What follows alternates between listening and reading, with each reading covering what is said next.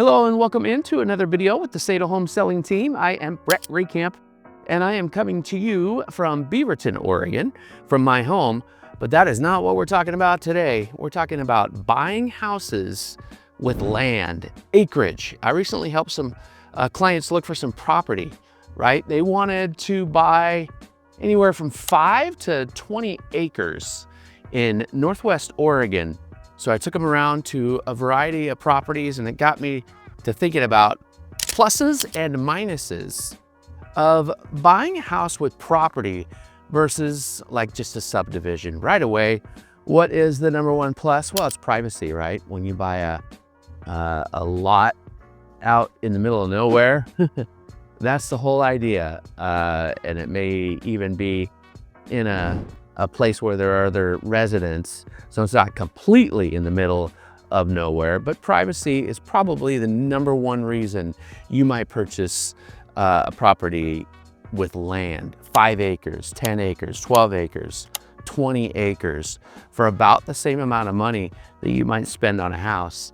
Number 2, beauty. It's gorgeous. I'm gonna throw quiet in there too, because a car just drove by here where I live in Beaverton.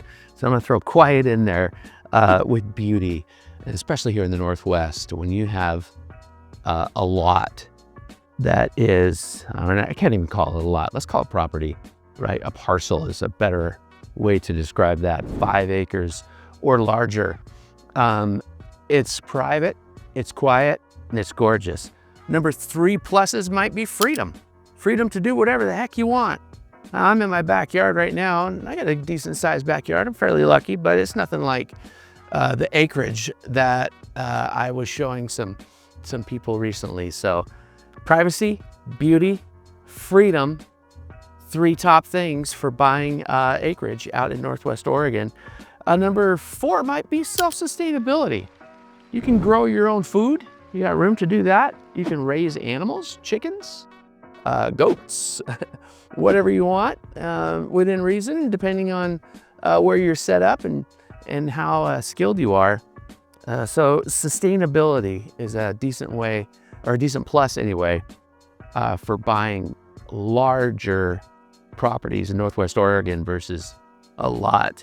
And number 5, maybe heating your home with firewood. That was something I noticed out there. You know, a lot of people have wood burning stoves, full chimneys, and you can enjoy some cheaper utilities. So pluses right away of owning a large property as opposed to a lot. Privacy, beauty, freedom, self-sustainability, and heating your home. Now let's take you out there, shall we? To Northwest Oregon. We're talking Clatskanie, Rainier, Astoria, places like that. It's only about really an hour and a half approximately from where I'm located. And this is in Beaverton, depending on the part of the city, Portland, Oregon. It could be only 45 minutes to get out to your house, if that's your vibe. And by the way, we could make all that happen with the Sadle team.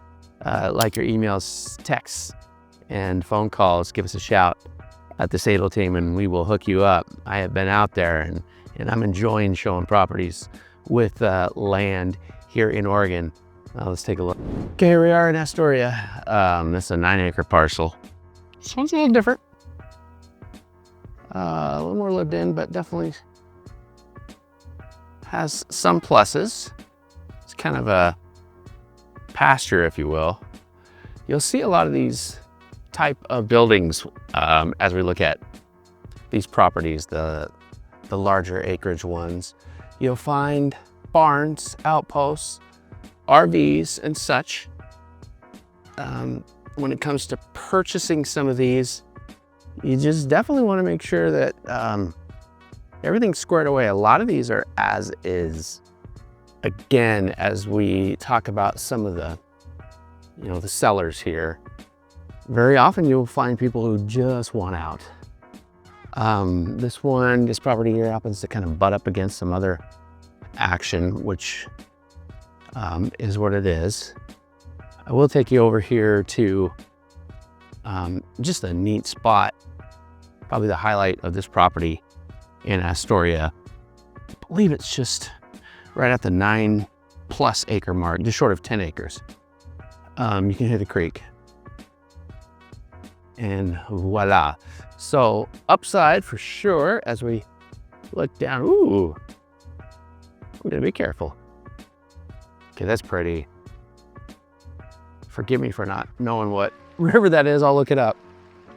But that's really nice. That's a good drop down there. It's gotta be maybe 75 to 100 feet. Beautiful Oregon foliage. This property a little more lived in. There's some larger items that are on site as we walk around.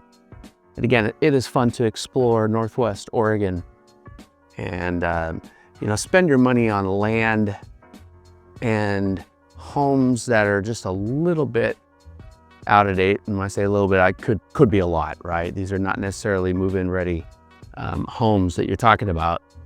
You're investing in that, stuff like that. Acreage here in Northwest Oregon. Okay, we are inside the house now, and I wanted to just show you a little bit of the map so you get a general idea of where we're talking about when these Northwest Oregon properties come up. We were recording here in the Beaverton area. That's west of Portland. Northbound I-5, Highway 30, generally speaking, is the best way to get yourself up to these properties here from Astoria and Warrenton, also Clatskanie and Rainier. And let's just take a peek at just a few of these to give you a sense. 5.35 acres. See, that's only $550,000 for this house. There's some of the funky stuff you might see in a few of these properties for the structures, but the land can be really, really nice. Here is another one in Clatskanie.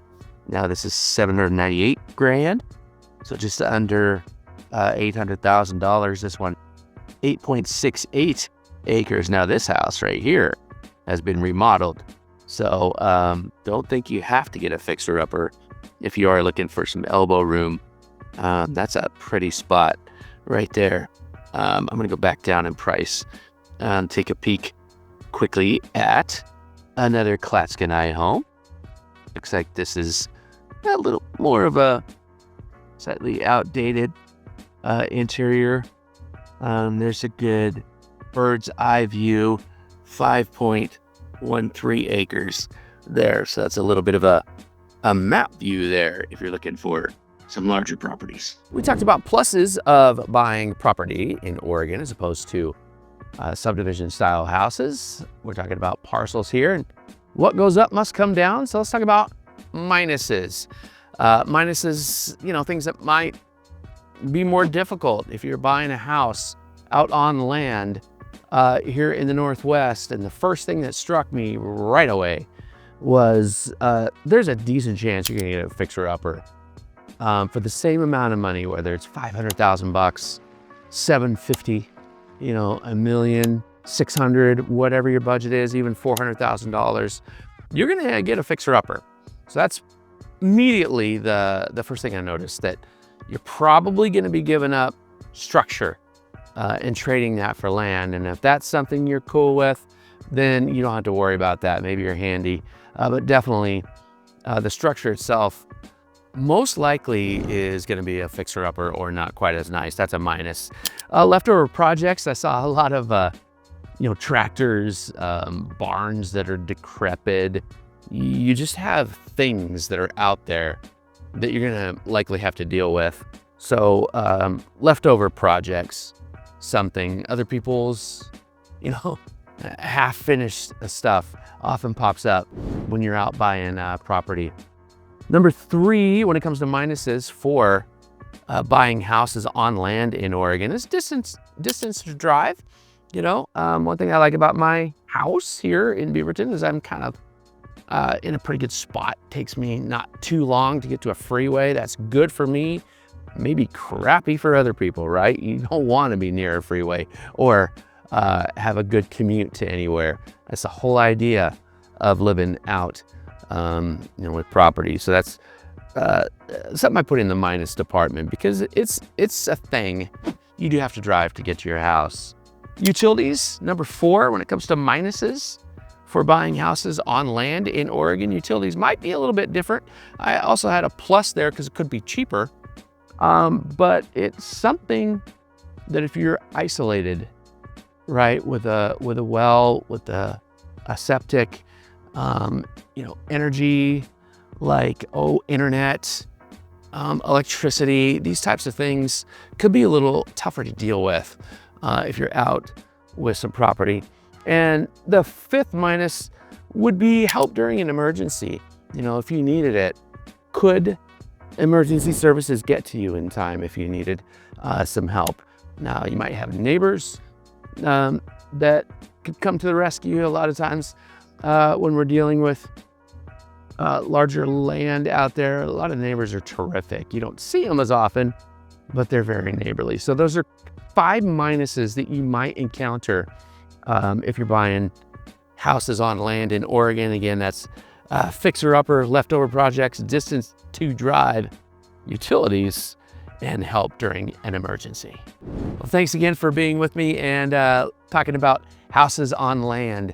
It's just a great way to go for some people because, again, you can spend the same amount of money and get yourself all kinds of space for the same price that you might find in any subdivision all around the Portland metro area. So if elbow room is your thing, if you're looking for trees, if you're looking for green space, gorgeousness, you can find it. Maybe you're handy, you want a fixer-upper, you want to live out in the beautiful country with the trees, give us a shout at the Sadle Home Selling Team. Thanks a lot for being with me. I am Brett Reckamp, and stick around for our next video.